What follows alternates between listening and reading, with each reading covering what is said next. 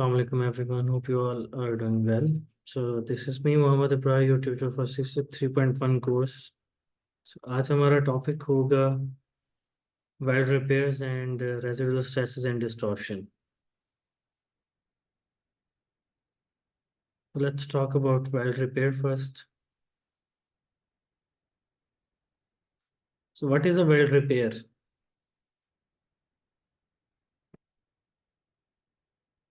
Weld repair is defined as if for example अगर welder एक weld कर रहा है तो उससे अगर वो टेक्निकली वो वेल्ड अच्छे तरीके से नहीं हुआ तो Okay. हम उस वेल्ड को दोबारा करने को या उस वेल्ड में कुछ इंक्रीमेंट को वेल्ड रिपेयर करते हैं। Anything that was like defective. Defective अगर उसकी Okay. वेल्ड डिफेक्टिव होगी तो हम उसको दोबारा से उस वेल्डिंग को करेंगे। चेक करेंगे उसको, उसकी रेंज चेक करेंगे, ओके, बाय सम टेस्टिंग टेक्निक्स। उसके बाद डिसाइड करेंगे कि आया हम इसको रिपेयर कर सकते हैं या नहीं कर सकते। पहली चीज़ तो इस डिसीजन पे आती है। तो अगर वो विद इन रेंज है और आपकी कॉस्ट को भी कवर कर रहा है तो फिर हम जाएंगे रिपेयर की तरफ। तो weld repair can be relatively straight forward activity, लेकिन बाज़ औक़ात ये बहुत कॉम्प्लेक्स भी हो जाती है और डिफरेंट इंजीनियरिंग डिसिप्लिन्स भी इन्वॉल्व करने पड़ते हैं आपको for a successful outcome. So analysis of a defect type may be carried out by QC department to discover the likely reason for their occurrence. सबसे पहले तो उसकी जड़ को तलाशा जाता है ना कि आया ये डिफेक्ट, अगर आया है या रिपेयर लगना है तो लगना क्यों है, क्या कॉज क्या बना है इसका, राइट। सो हमें किन किन चीज़ों को देखना होता है इसमें। सबसे पहली चीज़, is welding the best method of repair. Welding करके ही रिपेयर लगेगा या जो रिपेयर आ रहा है वो जिस तरह के पहले रिपेयर थे उन्हीं की तरह है। कंपोजिशन या वेल्डेबिलिटी क्या है आपके बेस मेटल की। स्ट्रेंथ आपको किस तरह की रिक्वायर अपने रिपेयर से, क्या वो प्री हीट को टॉलरेट करेगा। हीट अफेक्टेड जोन की हार्डनिंग या सॉफ्टनिंग का उस पर क्या इफेक्ट है। Is PWHD necessary and practicable. This is a very important point जी कि आया PWHD ज़रूरी है या नहीं, और उससे भी पहले कि वहाँ पे हो सकती है या नहीं। एक्सेस की लिमिटेशन है, जी अगर एक्सेस की लिमिटेशन है तो फिर हम वहाँ पे नहीं कर सकते। ओके, अगर एक्सेस होगी तो तब की जा सकती है। तो will fatigue resistance of repair be adequate, क्या उसकी फटीग रेजिस्टेंस इतनी अच्छी होगी। Will the repair resist its environment, अपने इन्वायरमेंट को रेजिस्ट कर सकेगा या नहीं। And can the repair be inspected and tested, फिर हम उसकी टेस्टिंग वगैरह कर सकते हैं या नहीं कर सकते।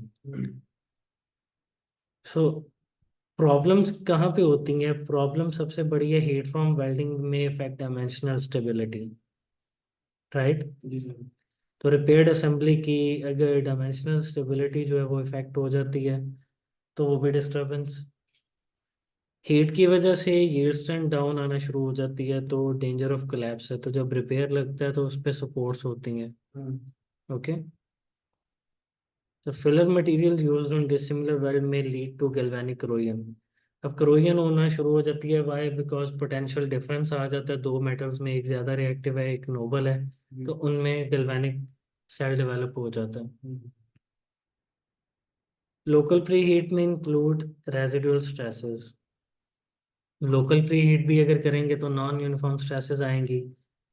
और जो आपकी वेल्ड मेटल की कॉस्ट है जो आप लगाते हैं like during a weld joint repair, ये रीच कर जाती है up to 10 times the original weld metal cost. जितनी आपकी ओरिजिनल वेल्ड मेटल की कॉस्ट है उससे 10 गुना ज़्यादा बढ़ जाती है, बिकॉज उसमें काफ़ी ज़्यादा चीज़ें आ जाती हैं, इंस्पेक्शन आ जाती है, थर्ड पार्टी इंस्पेक्टर्स होते हैं, उनकी पेमेंट्स होती हैं, इक्विपमेंट्स हैं, ठीक है, इंस्पेक्शन है, इजाफी टेस्टिंग्स हैं। ओके, तो वो कॉस्ट काफ़ी ज़्यादा बढ़ जाती है फिर। सो रिपेयर लगाने के लिए सबसे पहले आप क्लीन करेंगे रिपेयर एरिया, रिमूव करेंगे किसी किस्म का पेंट या कोई ग्रीस होगी, डिटेल्ड असेसमेंट होगी, और इसमें आप नॉन डिस्ट्रक्टिव एग्जामिनेशन मेथड्स को यूज़ करते हैं। जी जब एक दफ़ा एस्टेब्लिश हो गया, पता चल गया कि यहाँ पे है, उसके बाद excavation site must be clearly identified and marked out. उसको अच्छे से आपने मार्क आउट कर लेना है, और उसके बाद एक्सकेवेशन प्रोसीजर भी रिक्वायर होगा। लाइक आप उसको ग्राइंडिंग करते हो, प्री हीट की रिक्वायरमेंट है या नहीं, आर्क एयर गाउजिंग से कर रहे हो, किस तरह से करोगे, ये सारी चीज़ें आपको कंसिडर करनी पड़ेंगी। Non-destructive examination should be used to locate defect and confirm its removal। अब बार बार उसको रिमूव करोगे और चेक करोगे, मेक श्योर करोगे कि पूरा डिफेक्ट अंदर से निकल चुका है या नहीं निकला है, right. So a weld repair procedure or method statement with the appropriate welding process, consumable, technique, controlled heat input and interpass temperatures etc. will need to be approved। तो ये सारी चीज़ें आपको, यानी पूरा का पूरा आपका वेल्ड रिपेयर का जो प्रोसीजर है वो अप्रूव्ड होना चाहिए, अनअप्रूव्ड नहीं यूज़ करेंगे। Weld repair may be used to improve weld profiles or extensive metal removal. Okay, repair to fabrication defects are generally easier than repair to service failures। तो दो तरह के हमारे पास रिपेयर्स आते हैं, कौन कौन से? एक है जो प्रोडक्शन में आता है, और एक है जो इन सर्विस आता है। जी जी। ओके, मुझे बता सकते हो कि इनमें से ज़्यादा कॉम्प्लेक्स नेचर का कौन होगा, ड्यूरिंग प्रोडक्शन या इन सर्विस? इन सर्विस वाला। उसकी रीज़न क्या है कि ड्यूरिंग प्रोडक्शन अभी उसकी असेंबलिंग वगैरह नहीं हुई है, कुछ नहीं हुआ है, तो उसको आप इजीली जिस पोजीशन पे आप लग रहे थे या जो प्रोसीजर आप फॉलो कर रहे थे, माइट पॉसिबल उसी प्रोसीजर पे आप दोबारा उसका रिपेयर लगा लो। लेकिन जब इन सर्विस होता है तो तब आपको नहीं पता कि जो कंपोनेंट आपने फ्लैट में वेल्ड किया अभी वो जाके ओवरहेड में लगा हो। अब आपको रिपेयर लगाना है तो उसके लिए आपको सारी चीज़ें भी चेंज करनी पड़ सकती हैं। मटेरियल तो वही है ना, वो तो हमारी मजबूरी है कि वही रखेंगे। अब उस पे वेल्डिंग प्रोसेस चेंज हो सकता है, कंज्यूमेबल चेंज हो सकते हैं, एम्पेरेज वोल्टेज ट्रैवल स्पीड चेंज हो सकती है, राइट। काफ़ी चीज़ें जॉइंट में चेंजिंग आ सकती है, इन चीज़ों को कंसिडर कर सकते हैं।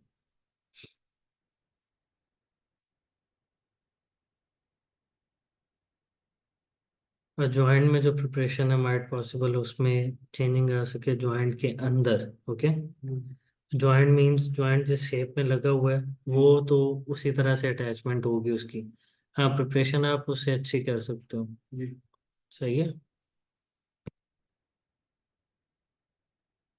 So main problem with repairing a weld is the maintenance of mechanical properties. Mechanical properties achieve होना ये मेन पार्ट होता है, कि जितनी आपको पहले स्ट्रेंथ मिली थी उसी तरह से आपको अगेन स्ट्रेंथ मिलनी चाहिए, वो क्वालिफाई करनी चाहिए। During the inspection of removed area prior to welding, the inspector must ensure that defects have been totally removed and the original joint profile has been maintained as close as possible। तो as close as possible भी अगर जितना original joint की strength थी वहां तक आ जाता है तो it is okay. In the event of repair, it is required authorization and procedure for repair, right।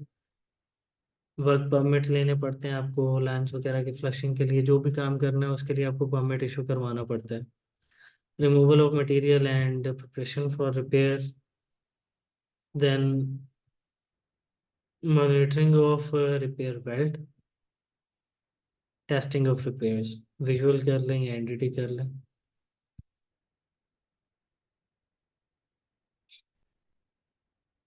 So metals को रिमूव करने का मेथड कौन कौन सा यूज हो सकता है? Grinding, chipping, machining, filing, oxy gas gauging, arc gauging, ये यूज कर सकते हैं हम। दो टाइप्स हैं, प्रोडक्शन है और इन सर्विस है। Production repairs are usually identified during production inspection।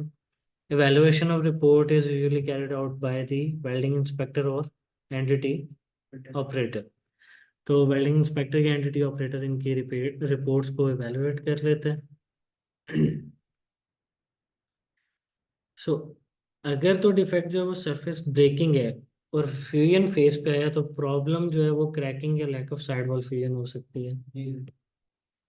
अगर डिफेक्ट जो फाउंड हुआ है वो क्रैकिंग है तो कॉज मटेरियल या वेल्डिंग प्रोसीजर से हो सकता है। हम्म, अगर defect lack of side wall fusion है तो ये लैक ऑफ वेल्डर स्किल की वजह से होता है। जी सो ये भी क्वेश्चन हो सकता है कि अगर क्रैकिंग है तो किसका मसला है, और अगर lack of side wall fusion है तो किसका मसला है। सर। अगर क्रैकिंग है तो मटेरियल या वेल्डिंग प्रोसीजर, अगर lack of side wall fusion है तो welder. lack of skill of welder. So in this particular case, as the defect is open to surface, तो आप MPI या die penetrant कर सकते हैं to gauge the length, और UT यूज कर सकते हैं to gauge the depth. Okay. जो सर्विस में आने वाले रिपेयर्स हैं ये complex नेचर के होते हैं। Component is likely to be in a different welding position and condition than it was during production, right? जी तो ये किसी टॉक्सिक एक टॉक्सिक या कोई कंबस्टेबल अगर फ्लूइड है या मटेरियल है उसके साथ कांटेक्ट में हो सकती है लाइन, तो हमें पहले उसकी प्रॉपर फ्लशिंग करनी पड़ेगी और उससे पहले परमिट इशू करवाना होता है इसको फ्लशिंग करवाने के लिए भी, राइट। रिपेयर वेल्डिंग प्रोसीजर जो है वो ओरिजिनल प्रोडक्शन प्रोसीजर से टोटली डिफरेंट भी हो सकता है। फिर हीट है जो, वो अगर कोई इलेक्ट्रिकल कंपोनेंट है तो उनको डैमेज कर सकती है। This may also include difficulty in carrying out any required pre or post welding heat treatment and a possible restriction of access to area to be repaired. Okay? मे भी possible restriction हो सकती है कि जहाँ पे रिपेयर लगना है वहाँ पे भी रिस्ट्रिक्शन आ रही हो और वहाँ पे आप हीट ट्रीटमेंट को अप्लाई ना कर सकें। ओके। कह रहा है कि लार्ज फैब्रिकेशंस के लिए it is likely that repair must also take place on site. क्या मतलब हुआ इसका?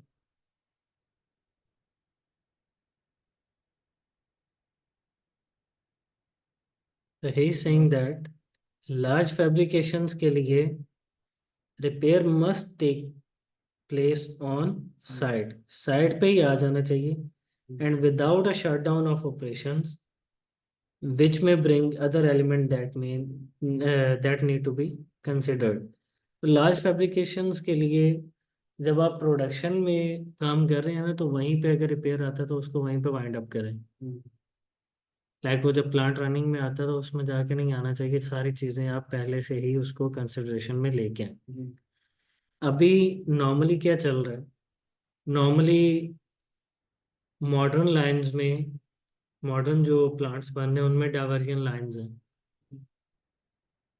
डाइवर्जन लाइंस इस तरह से हैं कि अगर फॉर एग्जांपल किसी जो आपकी लाइन है उसमें कहीं पे लीकेज की प्रॉब्लम आ जाती है,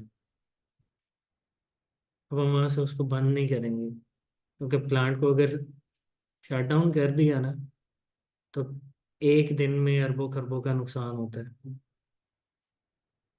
तो इसलिए हम वो रिस्क नहीं ले सकते, तो इसीलिए डाइवर्जन चैनल्स हैं अभी कि एक लाइन अगर ख़राब हो गई है ना, या लाइक उसमें कहीं पे कोई लीकेज की प्रॉब्लम आ रही है तो उसको क्लोज कर दिया, उसको रास्ता डाइवर्ट करके दूसरी लाइन से गुजार दिया।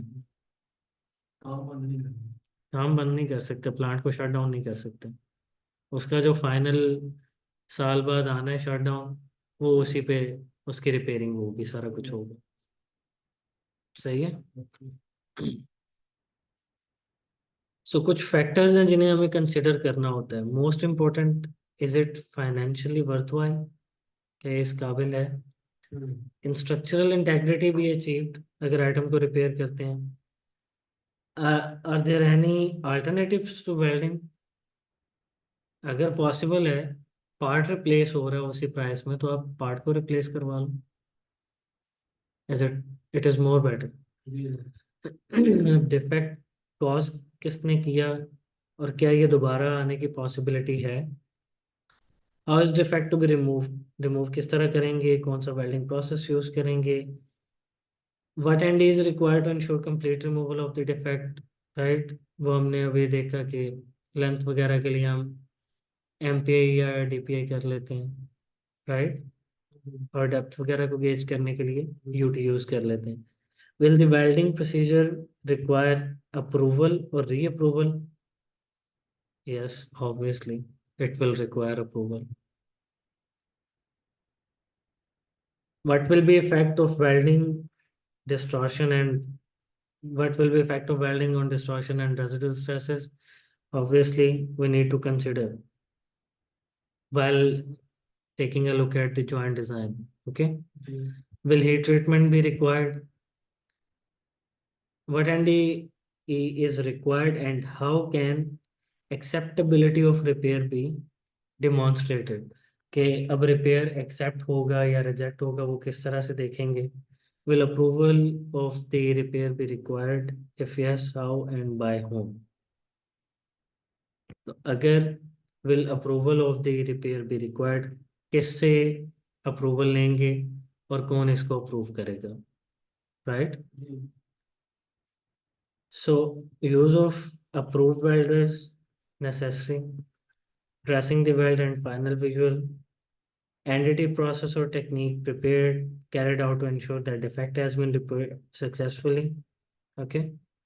Any post repair heat treatment is required or not. Final entity procedure or technique prepared and carried out after heat treatment requirements. heat treatment के बाद final entity आप देखेंगे। अप्लाइंग प्रोटेक्टिव ट्रीटमेंट्स लाइक उसकी painting वगैरह जो होगी वो require है तो वो करेंगे। Appropriate means suitable for all alloys that are being repaired and may not apply in specific situations। तो अगर अप्रोप्रिएट मीन्स उसको देख के लगाना है, ऐसा नहीं कि मैंडेटरी लगा दिया। देखेंगे, कंडीशन चेक करेंगे, अगर फिजिबल है तो यूज़ करेंगे, अगर नहीं है तो नहीं करेंगे। ओके।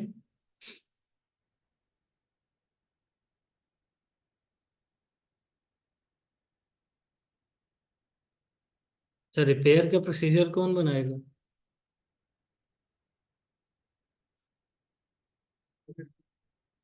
Again engineer. इंजीनियर काम प्रोसीजर जो है वो इंजीनियर नहीं बनाना है। अप्रूव कौन करेगा?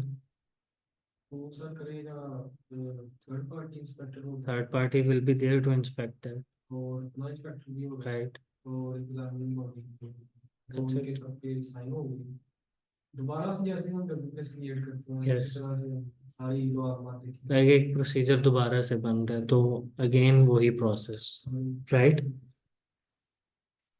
सो ये एक फ्लो चार्ट है जिसमें है डिसीजन ट्री है दैट हैज नेचर और डिफेक्ट बीन डिटरमाइंड। अगर नहीं पता चली तो नॉन डिस्ट्रक्टिव डिस्ट्रक्टिव टेस्टिंग करवा लो। अगर पता चल गई है तो देखें इसे रिपेयर है डिसीजन, अगर नहीं है तो रिप्लेस कर दें पार्ट को।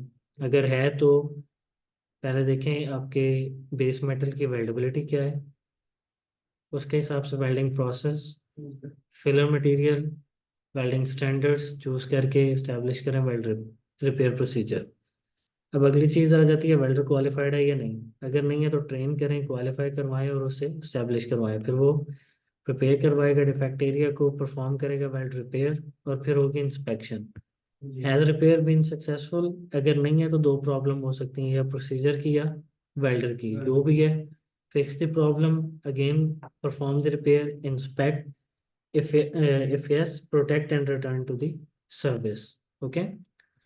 अच्छा मुझे ये बता सकते हैं कि नॉर्मली लाइक जब हम रिपेयर लगा रहे होते हैं इन सर्विस तो how many times we can repair? हम कितनी दफा सर यानी कि एक दफा हमने रिपेयर लगाया फिर हम दोबारा चेक करेंगे सर हम तब तक रिपेयर लगाएंगे जब तक वो हम तब तक वो ठीक नहीं हो जाता नो, कि इसकी एक ही जगह पे करें, एक ही जगह ये बुनियादी बड़ा same material thickness, same welding position पे टेस्ट पीस ले लिए जाते हैं, कट कर लिए जाते हैं। जी ओके। फिर उन पे उसी पोजीशन में वेल्डिंग करवाई जाती है। ठीक है। वेल्डिंग करवा के उनको टेस्ट किया जाता है कि वो और आपकी रिक्वायर्ड मैकेनिकल प्रॉपर्टीज या जो आपको जॉइंट से स्ट्रेंथ रिक्वायर है वो अचीव करवा रहे हैं या नहीं करवा रहे हैं। प्रोडक्शन वेल्डिंग से पहले हम उनको ऐसे ट्रेन कर सकते ऑब्वियसली हमें करना पड़ेगा, क्योंकि अगर आप जो इन सर्विस एक कंपोनेंट है, हैं। जी आप उसकी एक्सकेवेशन आपने कर दी, जी निकाल दिया उसको, जी बार बार अगर आप वहाँ पे वेल्डिंग करते जाओगे आपके मटेरियल की स्ट्रेंथ रिड्यूस हो जाएगी, उसकी यील्ड ड्रॉप कर जाएगी, बिकॉज हीट की वजह से मेटलर्जिकली इफेक्ट हो जाएगा वो। जी तो उसके लिए फिर हम क्या करते हैं, सेपरेटली मटेरियल लेते हैं। Same okay, process same process जो सेम। कि आपने अप्लाई करना है उधर, उसी तरह से उसको बार बार वही वाला PWPS बना के बार बार चेंजिंग करके चेक करते हैं जब तक कि आपको आपकी रिक्वायर्ड स्ट्रेंथ अचीव नहीं हो जाती। तो जिस प्रोसेस से या जिस टेक्निक पे जाके आपको वो अचीव होंगी, जी फिर फाइनल रिपेयर जो है वो वहां पे लगेगा, और वो वन टाइम रिपेयर लगाते हैं। ओके ओके, ठीक हो सो ये आपको दिखा रहा है इस तरह से वेल रिपेयर है। साइड से अगर आप देखोगे तो आपको इस तरह से नजर आएगा, अगर आप प्लेन व्यू देखते हैं, यानी अगर आप टॉप से देखते हैं तो आपको इस तरह से लाइन नजर आ जाएगी जहाँ पे वो एक्सकेवेशन होनी है। अब एक्सकेवेशन हम किस तरह से करते हैं, किस शेप में हम बनाते हैं। साइड व्यू सर इफेक्ट की ये जो भी जिसे वो बोल रहे हैं कि नहीं, मैं ये कह रहा हूँ कि जब आपने, आपको पता चल गया कि यहाँ पे रिपेयर लगना है, जी यहाँ पे डिफेक्ट है, आपने उस हिस्से को खाली किया, एक्सकेवेट किया, निकाल दिया उसके अंदर से, ठीक है। अब मुझे ये बताओ कि इस एक्सकेवेशन को किस शेप में किया जाता है, क्या ये चौरस होती है, जी लाइक इसके किनारे होते हैं, या फिर राउंड शेप है। यहाँ पर तो ये बी टाइप बनानी है। नॉर्मली ये बनती है बोट शेप। हम्म, बोट कश्ती होती है ना, जिस तरह नीचे से इस तरह ये चीज बनी हुई है, क्योंकि अगर आप उसको ये चीज बनाओगे ना, लाइक ये इस तरह से आप एक्सकेवेशन करते हो, तो वहां पे इलेक्ट्रोड की मैनिपुलेशन उन किनारों में नहीं होगी, वहां पे अगेन लैक ऑफ यूएन की प्रॉब्लम आ सकती है। तो बोर्ड शेप उसको इस तरह इसलिए बनाया जाता है ताकि इलेक्ट्रोड इजीली हर जगह पे लग जाए, वहां पे पासेस लगाने में आसानी हो। Okay, so keep in mind कि हमेशा बोर्ड शेप बनाई जाती है, और किसी शेप में इसको एक्सकेवेट नहीं किया जाता। तो ओरिजिनल वेल्ड में कटिंग, प्रिपरेशन, टैकिंग इसकी कॉस्ट है, वेल्डर टाइम की कॉस्ट है, कंज्यूमेबल एंड गैस की कॉस्ट है, विजुअल इंस्पेक्शन की कॉस्ट एनडीटी ज़्यादा एक्सपेंसिव होती है, देन डॉक्यूमेंटेशन है। जबकि वेल्ड रिपेयर में आपको एनसीआर की cost, inspector identify the repair area उसकी cost, inspector mark out the area उसकी cost, weld remove defect cost, then inspector visual inspection, then NDT, okay, inspector monitor weld repair उसकी cost, welder का time, consumable and gas, inspector की visual inspection again NDT की cost होगी, extra repair की documentation, और penalty जो उस पर एनडीटी आती है उसकी कॉस्ट। तो ये सारा करते करते अराउंड 10 टाइम्स चली जाती है of the original well metal cost, right. बहुत महंगा है sir battery. So any question in weld repair. Sir एक दफा ना वो जो था effect America in servers of production इसमें ऐसे एक लाइन के साथ बता रहे हैं कि in production in servers. Production, जब आप बना रहे होते हो ना किसी चीज़ को, प्लांट में अभी वेल्डिंग हो रही है, कंपोनेंट्स को जोड़ा जा रहा है, जी ठीक है, अभी वो है, अभी उसकी असेंबली नहीं हुई, भी फिटअप नहीं हुआ। फिटअप नहीं हुआ, यानी fit up in sense hmm, welding हो गई है, लेकिन अभी जाके उसने जहाँ पे ऑथेंटिक प्लेस पे जिधर उसने जाके लगना है वहां पे नहीं उसको फिट किया गया है। ओके, वहां पे फिट करके जब उसमें फ्लूइड फ्लो कर जाएगा ना, अब वो इन सर्विस है। ठीक है जब सर। उसमें से कोई चीज, कोई मटेरियल पास नहीं कर रहा, अभी उसकी फैब्रिकेशन चल रही है, उसको हम बोलते हैं प्रोडक्शन। ओके, जी जी any other question. Thank you. Okay, let's go to the next chapter, that is residual stresses and distortion.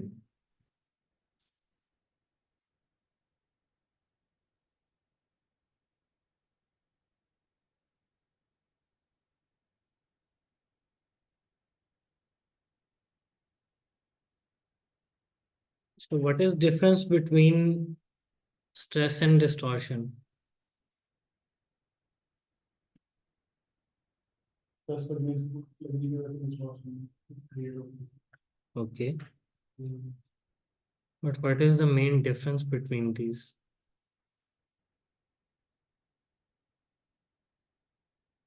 Stress जो अपनी सब इनिशियली होती है उसकी डिस्टॉर्शन देते हैं आपको उसके स्टेज होती है मतलब आप वो लेक्चर में This is true कि stresses की वजह से ही material distort करता है, but at what level of stress? जब stresses जो हैं वो आपके material की yield को क्रॉस कर जाती हैं, वहां पे जाके material distort करता है। अगर वो yield को टच नहीं कर रही हैं तो वो रेजिडुअल स्ट्रेसेस ही कंसिडर होंगी, राइट। वहां पे हम ये नहीं कह सकते कि मटेरियल जो है वो डिस्टॉर्ट कर रहा है। क्लियर? डिस्टॉर्शन कब आएगी? जब वो आपके मटेरियल की यील्ड को क्रॉस कर जाएगा। Okay, so in case of a heated bar, resistance of the surrounding material to the expansion and contraction leads to formation of residual stresses। तो अनबैलेंस एक्सपेंशन और कॉन्ट्रैक्शन जो होती है उसकी वजह से मटेरियल के अंदर आ जाती हैं स्ट्रेसेस। जब इन स्ट्रेसेस का लेवल बहुत ज़्यादा बढ़ जाता है तो फिर लाइक वो यील्ड को क्रॉस करें तो वो डिस्टॉर्शन कॉज करती हैं। फिर स्टील्स, प्लेन कार्बन स्टील है, अलॉय स्टील्स है, इनमें स्ट्रेसेस किस तरह से आएंगी? ऑन हीटिंग, जब आप हीट करते हो तो मटेरियल एक्सपैंड करता है, right. It will go in expansion. जब कूलिंग होगी तो वो कॉन्ट्रैक्ट करेगा, ऐसे ही है। अब अगर मैं अपने मटेरियल को एक साइड से रिस्ट्रिक्ट कर देता हूँ, एक साइड ओपन छोड़ दी मैंने, अब क्या होगा? इस साइड से तो नहीं फैलाएगा, ओके, ये साइड पे फैलाव नहीं होगा, वो दूसरी साइड से फैलना शुरू हो जाएगा, राइट। अगर मैं इसको दोनों साइड से जकड़ दूं, दोनों साइड से ही मैंने रिस्ट्रेन कर दिया, अब क्या होगा? ना ये इधर निकल सकता है ना ये इधर निकल सकता है। ये क्या करेगा? अब ट्रांसवर्स डायरेक्शन देखेगा, राइट। आगे लॉन्गिट्यूडनल डायरेक्शन में फैल रहा था, सिकुड़ रहा था, अभी ये ट्रांसवर्स डायरेक्शन में, क्योंकि उसने किसी साइड पे तो निकलना है ना। अब सेंटर से वो डिस्टॉर्ट कर रहे हैं इस तरह से, राइट। जब कूलिंग होगी तो इसकी ये जो लेंथ है वो भी अपनी ओरिजिनल लेंथ से रिड्यूस होगी, क्योंकि उसका वो जो फैलाव था वो दूसरी डायरेक्शन में निकल गया। जो उसने एक्सपैंड होना था वो दूसरी डायरेक्शन में हो गया। अब ओरिजिनल लेंथ जो है वो रिड्यूस हो जाएगी।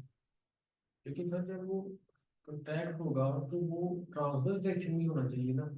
नहीं, हमने रेस्ट्रेंट सिर्फ कंट्रैक्शन अभी पर वो लगाएंगे। जब फैलता है, जी एक्सपेंशन होती है तो वो सभी डायरेक्शंस में जाती है, जी ऐसे ठीक है। जब कॉन्ट्रैक्शन होगी तो वो भी सभी डायरेक्शन में होगी। सभी अगर वो ट्रांसवर्स डायरेक्शन से भी कॉन्ट्रैक्ट करता है तो तब भी मॉलिक्यूल्स ने अब पैक तो होना है ना दोबारा। जी होने तो ऑब्वियसली वो जब रिड्यूस होते होते आएंगे तो थोड़ी सी लेंथ कम हो जाएगी उसकी। पहले से काम होने जैसे वो फैला था, अब अगेन उसकी लेंथ जो है वो रिड्यूस होगी, लेकिन वो जो बिकॉज जो पहले उसने लेंथ में फैलना था, अब रिस्ट्रेन करने की वजह से वो ट्रांसवर्स डायरेक्शन में चला गया ना। जी, अब मॉलिक्यूल्स की अरेंजमेंट तो उधर चली गई। हाँ वो चलेगी तो अब जब कॉम्पैक्टनेस होगी, जब कॉन्ट्रैक्शन होगी, वो सिकुड़ेगा ना। जगह खाली तो होगी। वो जगह जो एक्सपेंशन में गई हुई है, जब वो पैकिंग होगी दोबारा क्लोज आएंगे मॉलिक्यूल्स ऑन कॉन्ट्रैक्शन, तो वो क्या होगा? उसकी ओरिजिनल लेंथ जो है वो रिड्यूस होना शुरू हो जाएगी, okay. So ambient temperature over here to 400 degrees Celsius, cool with restraint. So resistance of surrounding material to expansion and contraction lead to formation of residual stresses. So hot weld जब होता है तो वो expansion में इस तरह से show हो रहा है। कोल्ड वेल्ड बाज का अनफ्यूज्ड है, why due to low heat input, उसकी फ्यूजन नहीं हुई प्रॉपर। अगर फ्यूज होगा तो हर डायरेक्शन में उसको स्ट्रेसेस आएंगी, राइट। सो जितना लेंथी आप वेल्ड करते जाएंगे टेंसाइल जोन उतना ज़्यादा हाई होता जाएगा, बढ़ता जाएगा, राइट। सो लॉन्गिट्यूडनल रेजिडुअल स्ट्रेसेस, जो लॉन्गिट्यूडनल रेजिडुअल स्ट्रेसेस होती हैं आफ्टर वेल्डिंग, ये देख रहे हो कि टेंसाइल जोन की वजह से ये स्ट्रेसेस कहाँ तक जा रही हैं। Higher the heat input, wider the tensile zone, जितना ज़्यादा आप उसको हीट प्रोवाइड करोगे उतनी ज़्यादा मटेरियल के अंदर टेंशन आएगी, स्ट्रेसेस आएंगी। तो फिर इन्हीं पीक रेजिडुअल स्ट्रेसेस को कम करने के लिए हम क्या करते हैं, PWHT करवाते हैं। तो after PWHT peak residual stresses जो है वो आपके क्वार्टर से भी कम हो जाती हैं, राइट। जी जी। Peak residual stress is less than a quarter of its initially. Initial level. Clear. अब ये स्ट्रेसेस इतनी अनडिजायरेबल क्यों हैं, because they lead to distortion. इनकी वजह से डिस्टॉर्शन आती है, डायमेंशनल स्टेबिलिटी बिगड़ती है, इनकी वजह से ब्रिटल फ्रैक्चर आ सकता है, राइट।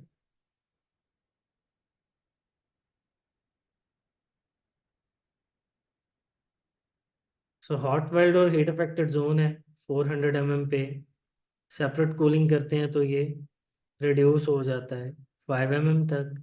और अगर कंबाइंड कूलिंग करते हैं तो आपके मेंबर की जो लेंथ है ओरिजिनल, वहाँ से ये थोड़ा सा कॉम्पैक्ट हो जाता है, सिकुड़ जाता है। तो वहाँ पे लेंथ में थोड़ी सी रिडक्शन आ जाती है, लाइक 1-2 mm तक। Combined cooling.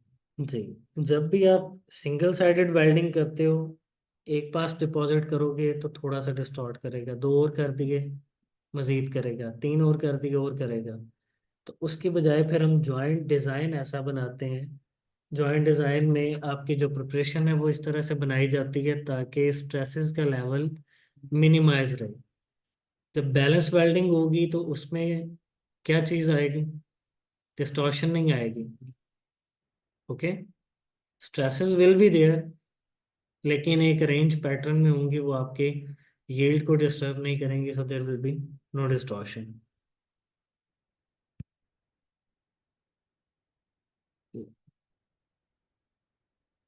सो इससे बचने के लिए, डिस्टॉर्शन से बचने के लिए हम क्या करते हैं, use of fully welded strong bags.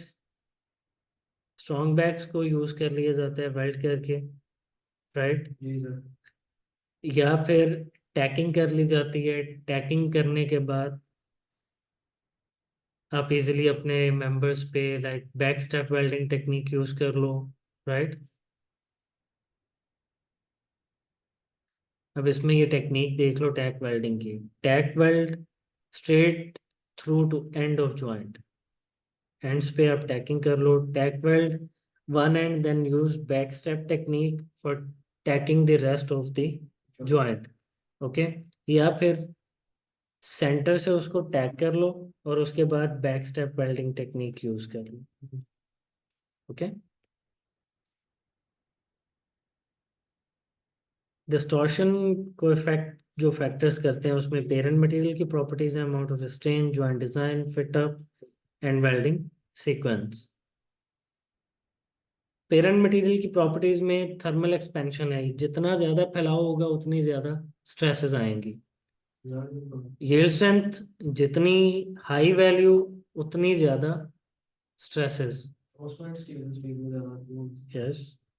क्योंकि उसका थर्मल एक्सपेंशन बहुत हाई है। एंड थर्मल कंडक्टिविटी, ये जिसकी लो है उसमें स्ट्रेसेस का लेवल लो रहेगा। तो इससे एक चीज क्लियर हो जाती है ना कि जिस भी मटेरियल की थर्मल एक्सपेंशन कोफिशिएंट ज्यादा है उसकी थर्मल कंडक्टिविटी पुअर है, राइट। सो इसके रिलेटेड भी क्वेश्चन कर सकते हैं, बोला है कि अगर एक मटेरियल है उसकी थर्मल कंडक्टिविटी पुअर है तो बताएं उसका coefficient of thermal expansion large होगा या लेस होगा, राइट। इसी को होल्ड करके भी क्वेश्चन हो सकता है।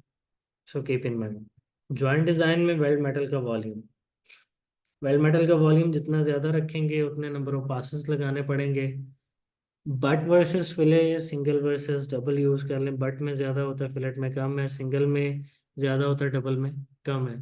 तो यहाँ से आप बच सकते हैं।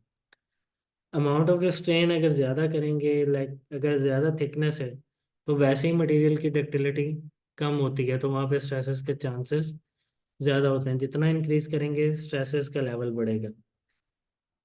High level of strain lead to high stresses, and preheat में इंक्रीज लेवल ऑफ स्ट्रेसेस। बाज़ औक़ात आपकी प्री हीटिंग जो है वो भी लेवल ऑफ स्ट्रेसेस को इंक्रीज कर सकती है। हाउ?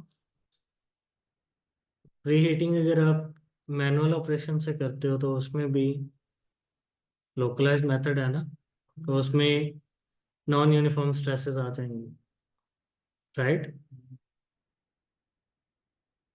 सो फिटअप अगर आप रूट गैप अपना इंक्रीज करते हो तो उसकी वजह से श्रिंकेज आएगी। सर रेस्ट्रेंट से हाई स्ट्रेसेस कैसे होंगे? रेस्ट्रेंट को हम यूज करते हैं कंट्रैक्शन से बचने के लिए। अगर हम हाँ, यहाँ बट आप देखो, आपने रिस्ट्रिक्शन दी है उसको, हम्म, रिस्ट्रिक्शन दे रहे हो आप, उसकी मूवमेंट बिल्कुल भी नहीं है, तो उसमें स्ट्रेसेस ज़्यादा रिजाइड करेंगी as compare to the movable one.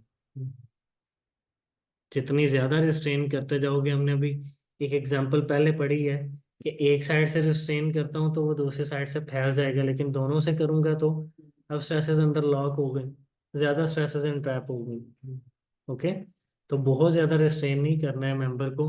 Restrain भी एक लिमिटेड हद तक कर सकते हैं। ओके, फिटअप रूट गैप अगर आप इंक्रीज करोगे तो श्रिंकेज आएगी, जिसकी वजह से स्ट्रेसेस हैं। वेल्डिंग सीक्वेंस में नंबर ऑफ पासेस हैं, जी जी जितने नंबर ऑफ पासेस बढ़ाएंगे, हर पास जो है वो टोटल कॉन्ट्रैक्शन में एडिशन करेगा, बिकॉज हर पास पे एक हीटिंग और कूलिंग साइकिल है, राइट। तो जितने हीटिंग कूलिंग साइकिल्स उतनी ज़्यादा स्ट्रेसेस। ट्रैवल स्पीड जितनी फास्ट रखेंगे लेस स्ट्रेसेस होंगी, जितनी लो रखेंगे हीट इनपुट बढ़ेगी, ज़्यादा स्ट्रेसेस आएंगी, क्योंकि टेंसाइल जोन आपका वाइड होता जाएगा। और बिल्डअप सीक्वेंस आप उसको सिंगल साइडेड कर रहे हो या डबल साइडेड कर रहे हो, तो double sided is always best to avoid distortion, right. Like जैसे यहाँ पे आप देख सकते हो, ये ब्रिजेस वगैरह में या फिर आपकी जो शिप्स हैं, इनको वेल्ड करते हुए ये डिस्टॉर्शन आ जाती है। इसमें ट्रांसफर श्रिंकेज है that is producing the distortion. तो इसके लिए हम प्री सेटिंग भी कर लेते हैं, लाइक स्लोप का कॉन्सेप्ट यूज कर सकते हो आप। अब वेल्डिंग खत्म कर दें, वेल्डिंग खत्म कर दी तो इंस्पेक्टर्स की किल्लत हो जाएगी ना, तो हमें वेल्डिंग को खत्म नहीं करना है। हाँ, जहाँ पे आपके पास, आपको पता है ना कि लाइक टी जॉइंट में, कॉर्नर जॉइंट में ज़्यादा डिस्टॉर्शन आने के चांसेस होते हैं, तो फिर आप वहाँ पे क्या कर सकते हो, अगर ऑलरेडी फॉर्ज पीसेज आपको अवेलेबल हैं तो आप उनको यूज़ कर सकते हो। रोल्ड या एक्सट्रूडेड सेक्शंस आपको अगर अवेलेबल है, ओके। यहाँ पे दूसरी चीज़ ये है कि आप उसको न्यूट्रल एक्सिस पे जाके वेल्ड करो। न्यूट्रल एक्सिस पे जाके वेल्ड करने का फ़ायदा क्या होगा, यहाँ पे आके स्ट्रेसेस का इफेक्ट जो है वो ज़्यादा नहीं होता, मटेरियल में डिस्टॉर्शन आने के चांसेस कम होते हैं। वेल्ड मेटल को रिड्यूस करो, डिस्टॉर्शन नहीं आएगी।